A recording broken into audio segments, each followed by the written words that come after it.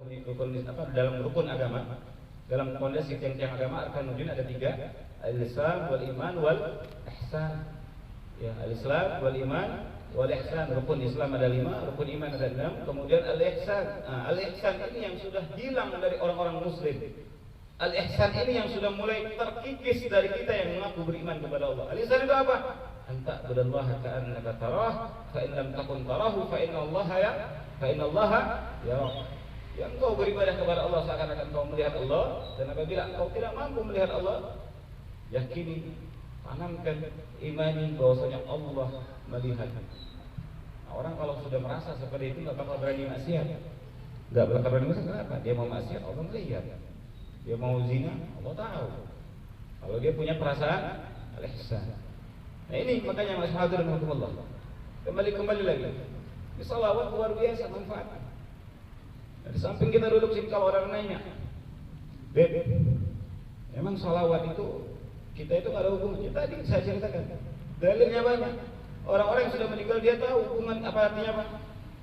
Mereka tahu tingkah laku kita, kegiatan kita, amal kita masa hidup. Mereka selalu monitor, selalu melihat, memperhatikan. Makanya orang tua kita kalau melihat di kuburnya, melihat keadaan kita, kalau kita lagi maksiat, jauh dari perintah Allah, lalai kita daripada perintah Allah, bahkan setiap hari dia bergelut dengan maksiat, nangis orang tua kita. Terlebih lagi baginda Nabi besar Muhammad sallallahu alaihi wasallam. Banyak riwayat menyebutkan Nabi pun mendapatkan laporan hamalan kita. Kata Nabi dalam satu hadis, kata Nabi sallallahu alaihi wasallam, "Tu'radu a'malu ummati di yaumil itsnin wal khamis," atau kama qala Rasulullah. Nabi katakan amal umatku itu disetorkan, dilaporkan kepadaku setiap hari Senin dan Kamis. Setiap hari Senin dan Kamis itu Nabi dapatkan laporan, si fulan bin fulan warga Geria Alam Sentosa, si fulan bin fulan. Ini ya Rasulullah dilihat, Nabi senyum, Nabi senang. Kalau melihat dia dalam kondisi dalam ibadah baca salawat, ini fulan salawat kepada Rasulullah, dijawab sama Nabi. Iya. Wa in wajadtu khairan, kata Nabi, hamidallah. Kalau aku dapatkan amalan, catatan amal umatku, kata Nabi, dalam kondisi baik, hamidallah. Aku memuji kepada Allah. Wa in wajadtu ghaira dzalik, kalau aku dapatkan dia tidak baik kondisi, kebalikannya, istaghfarullah. Nabi memintakan ampun untuk kita kepada Allah. Bukan main kasih sayang Nabi Muhammad SAW kepada kita. Jadi kalau bicara orang yang meninggal dunia tetap ada hubungan. Terus kalau yang nanya, Beb, itu Neng, lu ngapain tahlil lu Neng, katanya, ditanyain. Itu kan musyrik bid'ah. Ngapain tahlil? Emang ada dalilnya? Pak, kalau ditanya Pak, tahlil, balik lagi tanya, lu tahu nggak yang tahlil pertama kali siapa? Jadi kalau kita tanya lagi, ini ada orang begitu kan, lu tahlil itu bid'ah, dari mana tuh tahlil? Tanya lagi sama dia, emang lu tahu yang pertama tahlil siapa? Lah gua nggak tahu yang pertama tahlil siapa. Yang pertama kali tahlil siapa? Amil. Siapa? Amil dia. Yang pertama kali tahlil siapa? Lu bisa jawab harus. Yang pertama kali tahlil siapa? Huwa Sayyidina Muhammad sallallahu alaihi wasallam. Udah lihat nama Nabi? Jangan bohong atas nama Nabi. Saya kasih tahu. Nabi Muhammad sallallahu alaihi wasallam dalam satu hadis yang diriwayatkan oleh Sayyidina Jabir, dan hadis ini disahihkan oleh Imam Tirmidzi dan Imam Hakim dalam kitab Mustadrak, bahwasanya beliau mengatakan dari riwayat Sayyidina Jabir. Sayyidina Jabir mengatakan, kharajna ma'a Rasulillah sallallahu alaihi wasallam ila baiti Sa'd bin Mu'adz yauma wafatih.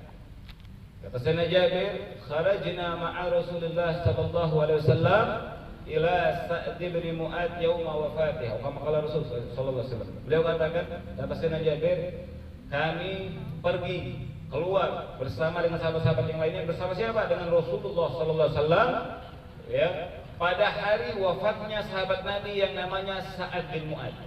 Sa'ad bin Mu'adz ini seorang sahabat Nabi yang luar biasa cintai kepada Nabi, termasuk sahabat yang soleh luar biasa. Nabi waktu itu takziah, datang ke jenazahnya, ke rumahnya Sa'ad bin Mu'adz ketika beliau meninggal dunia. Kemudian fasalla alaihi thumma dufina thumma kemudian Nabi mensolati Sa'ad bin Mu'adz. Nabi salat.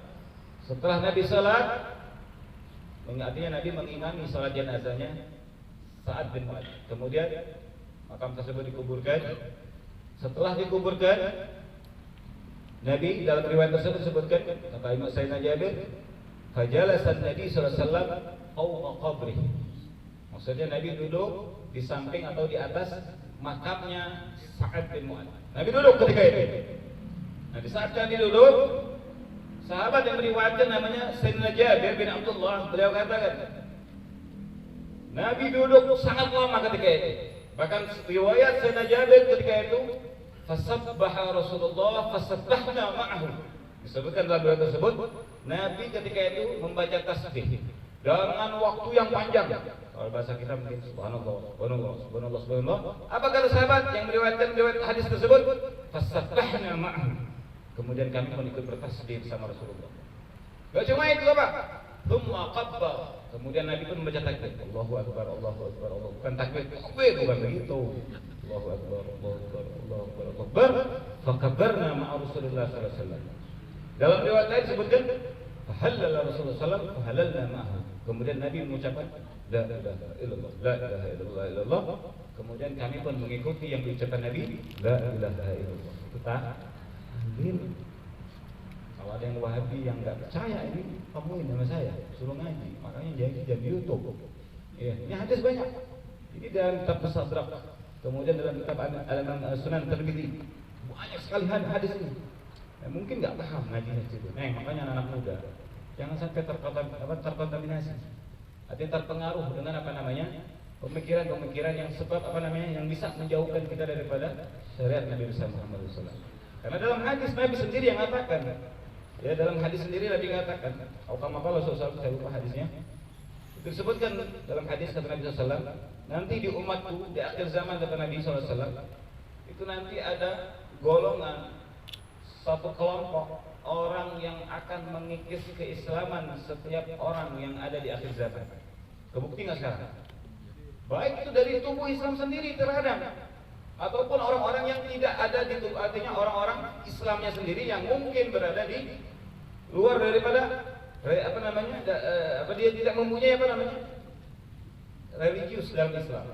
Contohnya sekarang begitu ada orang yang mau megang Islam, artinya menjalankan syariat Islam, kencang sedikit aja dia, syariatnya mulai dipegang betul-betul syariatnya. Ada yang ngomong radikal, pasti radikal. Ada yang pakai gamis, ngikutin sunnah Nabi. Apa itu pakai dasar? Ada yang ngomong begitu. Ini suka ada aja nih, cacing air, yang begitu-begitu. Dan ini bukan saya yang ngomong, Nabi udah jauh-jauh hari, bukan prediksi. Untuk Nabi kita nggak boleh katakan prediksi. Kenapa? Kalau dalam penggunaan kata prediksi itu bisa betul, bisa tidak. Tapi namanya apa? Khabar. Ini khabar yang sudah pasti tidak diragukan lagi kebenarannya kalau Nabi Muhammad yang ngomong. Nabi Muhammad ngomong apa? Bakal ada satu kelompok nanti di akhir zaman. Siapapun dia kelompoknya, yang kalau dia merasa mengikis sedikit demi sedikit, ya menjauhkan orang dari syariat Islam, menganggap nantinya syariat Islam itu asing bagi dia, bahkan orang minder pada untuk melakukan syariat, itu termasuk kelompok yang nantinya harus diwaspadai kata Nabi Muhammad. Banyak begitu sekarang. Banyak. Kadang-kadang dari orang yang berpendidikan, sekolahnya tinggi-tinggi banget, S3, S4, S5, S2, bila di KTP-nya Islam, tapi rada anti sama Islam. Maka kita bingung ya. Pintar banget, tapi rada anti sama Islam. Ada lagi yang Islamnya luar biasa, bukan main belat, tapi menjauhkan orang untuk megang syariat. Ada orang mau ini amalan kayaknya dianggap bid'ah semua. Ini bersama. Artinya menjauhkan orang daripada nilai-nilai Islam. Itu bakal ada di hari zaman. Banyak sekarang aliran yang macam-macam. Jangankan yang aliran yang masih Islam, yang ngaku Nabi aja ada banyak. Betul nggak? Ngaku Nabi ada nggak? Ngaku Tuhan ada nggak? Malaikat Jibril ada nggak? Belum ada. Ini yang ngaku malaikat Israel belum ada. Saya lagi cari ini betul-betul. Kalau ada yang ngaku malaikat Israel, kita barang-barang patungan kita kasih penghargaan dia. Belum ada yang lagi. Bapaknya apa? Kalau ada yang ngaku malaikat Jibril, paling ujuk-ujuk tangkap polisi balik. Makanya hebat polisi Indonesia. Nangkap malaikat. Nabi, ya kan ada kan?